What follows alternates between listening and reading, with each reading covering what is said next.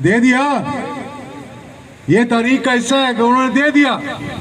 इसका मतलब है कि कलअदम करार देने का कि एनआरओ से पहले हम जहां थे वहीं खड़े हो जाओ, इन चोरों को पकड़ो। वो $60 मिलियन पाकिस्तान वापस क्यों नहीं आया? वो कहां है? उसकी मनी ट्रेल किधर है? फिर वो सरे महल जिस पे ये कहता था मेरा नहीं है, कभी कहता मेरा है, कभी कहता मेरा नहीं है। हुकूमत पाकिस्तान को पैसे मिलने वाले, वो बेचकर उसके भी पैसे खा गए। कोई पूछने वाला नहीं है, अदालतें पूछने वाली नहीं है। आप किसी की जेब काट लो, 3 साल कैद काट कर आओगे। आप पूरे मुल्क को लूट लो, आप एनआरओ करके याशी करते फिरो। जब तक ये हमारी सियासत के अंदर से ये गंद साफ नहीं होगा, मैं नौजवानों को ये बताना चाहता हूं, जब तक ये गंद साफ नहीं होगा, जब तक हम आगे नहीं जा सके। इसी तरह मुताज रहोगे, इसी तरह मकरूज रहोगे, इसी तरह लोगों के आगे भीख मांगोगे, इसी तरह एक एक पैसे के लिए तरसोगे। क्या बात थी कि उस जमाने में, जुल्फकार अली भुट्टो के जमाने में डिपो बने हुए थे, लोगों को खाना नहीं मिलता था, राशन नहीं मिलता था।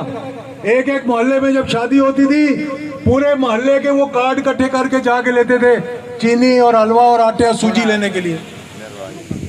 लाइनों में खड़े होना पड़ता था हमारी माओ और बहनों को। अपने जो जाले थे उनको डिपो दिए हुए थे। किल्लत थी पाकिस्तान के अंदर। 76 में सैलाब आया, इससे भी बड़ा सैलाब था।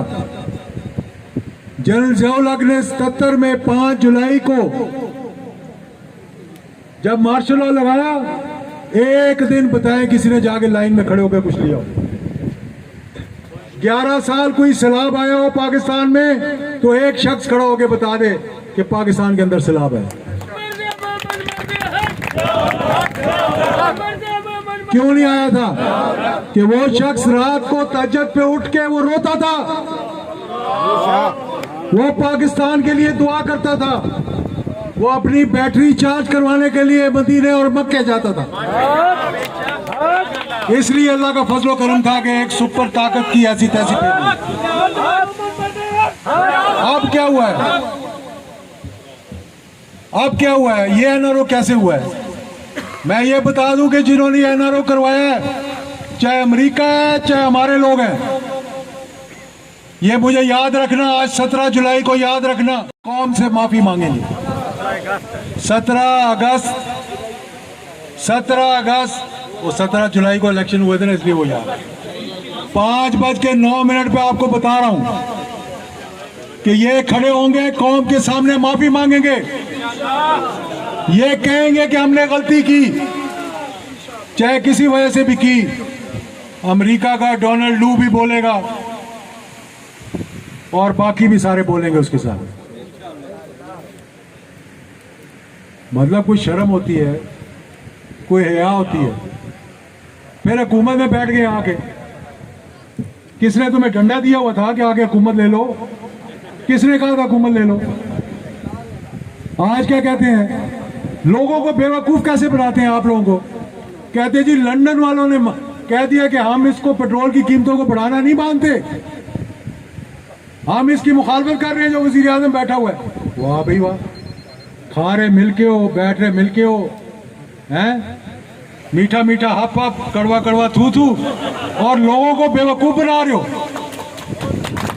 आप लोग बेवकूफ बनना चाहते हो? हाथ खड़े करके बताओ। नहीं नहीं नहीं, ये कोई तरीका है? फिर नैब के कानून चेंज करवा दिए जी, 50 करोड़ तक जो खा जाएगा उसको टिकार मारने दो। शर्म भी नहीं आई कि लोग महंगाई से, बेरोजगारी से, भूख से, नंग से, बच्चे स्कूलों में नहीं जा सकते, तड़प रहे हैं। तुम्हें अपनी पड़ी हुई है, तुम नैब के कानून तब्दील करवा रहे हो। तुम एक जो है वो कीमत बढ़ाता है, दूसरा कहता है बहुत बुरा किया, ताकि आधे पार्टी वाले खुश रहें। तो जब बाद में आगे मिल जाएंगे, कहना जी ये तो वो पार्टी सी जी कहती सी ना करो, ये वो पार्टी है जी कहती सी करो। लोग फिर झंडे उठा के जिंदाबाद जिंदाबाद जिंदाबाद। मुझे बताओ कि इसका मुआवजा कैसे है, मुझे बताओ, समझाओ जरा। कि दिसंबर 2007 में 31 दिसंबर मोहतरमा ने कन्विक्ट होना था, आसिफ जरदारी ने कन्विक्ट होना था, और 11 अप्रैल 2022 को क्या होना था? किसी ने कन्विक्ट होना था ना, दो लोगों ने कन्विक्ट होना था, एक को वजीर आजम बना दिया, एक को वजीर आला बना दिया। और मुझे कुछ समझाए तो सही कि ये किस तरह हो रहा है, ये किस तरह हो रहा है कि एक शख्स जिसके केस साबित हो चुके हैं, जो अदालत में पेश हो रहा है, आप उसको कहें जनाब आप पाकिस्तान के सबसे बड़े मंसूर। आज क्या वजह है कि मुत्तहदा अरब अमारात जाते हैं, वो भी नहीं सुनते। कतर वाले तो इनको खत दे दे के भेजते थे, वो भी नहीं सुनते। सऊदी अरेबिया वाले जिन्होंने इनको 10 साल तक वहाँ महलों के अंदर रखा, वो भी नहीं सुनते। अब फिर उनसे कह रहे हैं कि हमें वहाँ से निकाला जा रहा है, बरतानिया से, मेहरबानी करके हमें यहाँ रखो। तो मैं आपको ये कह रहा हूँ कि फिर क्या होता है कि सिपह सलार को, चीफ ऑफ आर्मी स्टाफ को जाना पड़ता है चीन से भी बात करने के लिए, सऊदी अरेबिया से भी बात करने के लिए, कतर से भी बात करने के लिए, यूएई से भी बात करने के लिए। और वजीर खारजा कहाँ है हमारा? उसका यही काम था कि 3000 लोगों की गाड़ियां लेके 3000 लोगों को यहां तक, इस्लामाबाद तक नारे लगाते हुए आ जाओ और यहां आकर मज़ारों में बदतमीजी करो।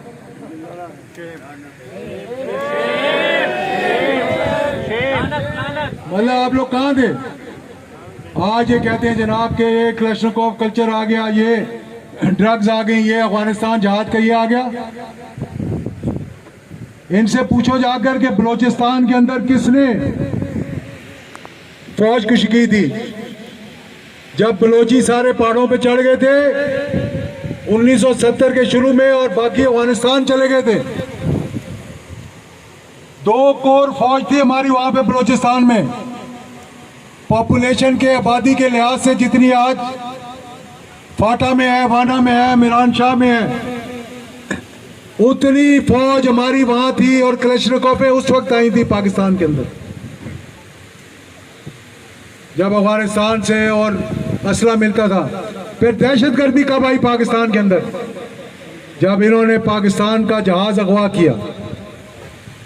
वो अल जुल्फकार कौन थी जिसने चौधरी ज़हूर अलाई को शहीद किया और आज उसका बेटा बैठकर, मेरा दिल दुखता है खुदा की कसम, मैं मजाक नहीं कर रहा। मुझे कोई सियासत नहीं, कोई ओहदा नहीं, कोई कुछ नहीं। मैं कहता हूँ खुदा के लिए वो अपने माँ बाप के नजरिए पे तो खड़े रहो यार। अल्लाह का वास्ता मैं देता हूँ इनको। ये नवाज शरीफ इसी मज़ार पे खड़ा होकर क्या कुछ नहीं कह गया अंग्रेजों के कुत्ते नहलाने वालों के बारे में, ये पेट फाड़ने वाले, ये सड़कों पे घसीटने वाले। ओए आज अपने मुफाद के लिए मैं आपके साथ। ये किस किस्म के लोगों को पढ़ाते क्या है? ये पाकिस्तान के 2 टुकड़े कर दिए, इधर हम उधर तुम। अगर मुजीबुर रहमान को हुकूमत दे देता ये लालची आदमी, आज मैं कसम उठा के कहता हूँ कि हिंदुस्तान की जुर्रत ना होती कि वो कभी वहां जाकर और मशरकी पाकिस्तान के अंदर वो करता है अपनी लालच के लिए, अपने इक़्तिदार के लिए, कि जो असेंबली का सेशन अटेंड करने जाएगा मैं टांगे तोड़ दूंगा। इधर हम उधर तुम। और फिर पोलैंड की करारदाद फाड़ के फेंक दी। ये आजकल टीवी पे चलाते हैं बेशरम लोग। क्या था उस पोलैंड की करारदाद में कि किस तरह से जंग बंदी होगी, किस तरह से बांग्लादेश को ईस्ट पाकिस्तान रहने दिया जाएगा। और इसकी मेंढकी को जुकाम हो गया और वो करारदाद फाड़ कर वहां से आ गया वापस। 3 दिन बीमार रहा जब तक कि देखा पाकिस्तान तबाह हो गया। यहाँ आके कहता है अल्लाह का शुक्र है पाकिस्तान मेरा बच गया। ये हमारे हुक्मरान बनेंगे? इनकी शक्लें देखो, इनकी हरकतें देखो। यानी 50 रुपए के स्टैम्प पेपर पे लिख के भैया मैं जा रहा हूं, मैं बहुत बीमार हो गया हूं, वापस आने का नाम ही नहीं। अब बरतानिया वीज़ा कैंसिल करने लगा, अल्लाह करे कि वापस आए। मैं तो हमेशा कहता हूँ वापस आओ। और यहाँ पे वो लीडर कामयाब होगा जिसका जीना मरना पाकिस्तान के साथ होगा। ये आप लोग भी वादा करो, ये आप लोगों को भी वादा करना पड़ेगा कि उसको वोट दोगे जिसका जीना मरना यहाँ होगा, जिसके मालात बाहर होंगे, जिसका पैसा बाहर होगा, जिसके बच्चे ये कहेंगे कि हमारा पाकिस्तान से कोई ताल्लुक नहीं, कि हम पाकिस्तान के शहरी नहीं हैं। तो तब पाकिस्तान जो है सिराते मुस्तकीम पे चलेगा। मैं ये आप लोगों को बताना चाह रहा था कि आजकल पाकिस्तान के खिलाफ बहुत सी साजिशें हो रही हैं, पाकिस्तान को कमज़ोर किया जा रहा है। ये 5th जनरेशन वॉरफेयर किसको कहते हैं? 5वीं जनरेशन वॉरफेयर इसको कहते हैं कि आप सोशल मीडिया के ज़रिए, गुलबशन यादेव जैसे लोगों के ज़रिए अपने इंसर्जेंसीज करवा के पाकिस्तान के अदारों को और अवाम को आपस में लड़ा दो, खलीज पैदा कर दो।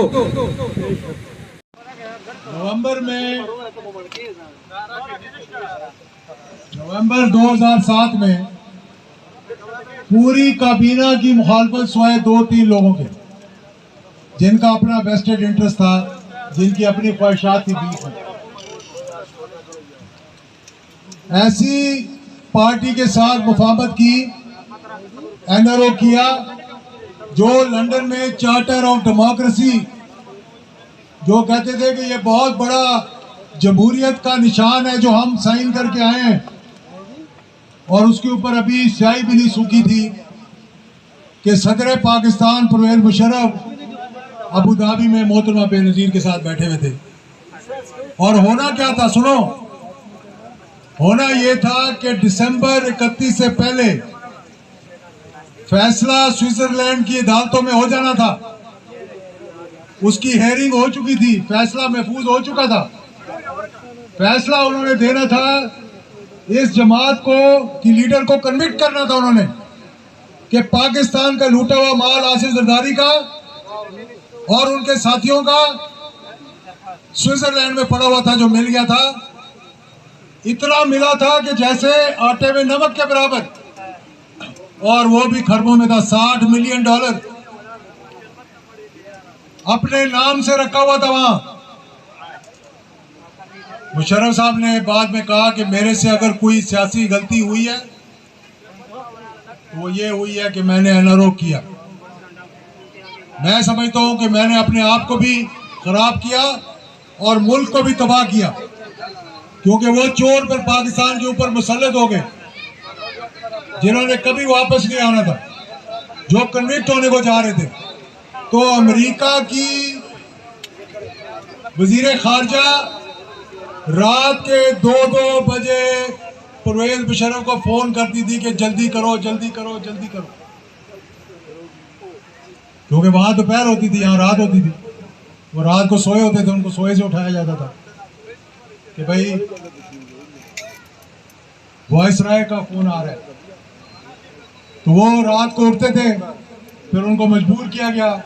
वो बगैर मशवरे के, मेरे ख्याल में उन्होंने अपने करीबी साथियों से 2-3 से अगर मशवरा किया होगा, उसके अलावा किसी से मशवरा नहीं किया।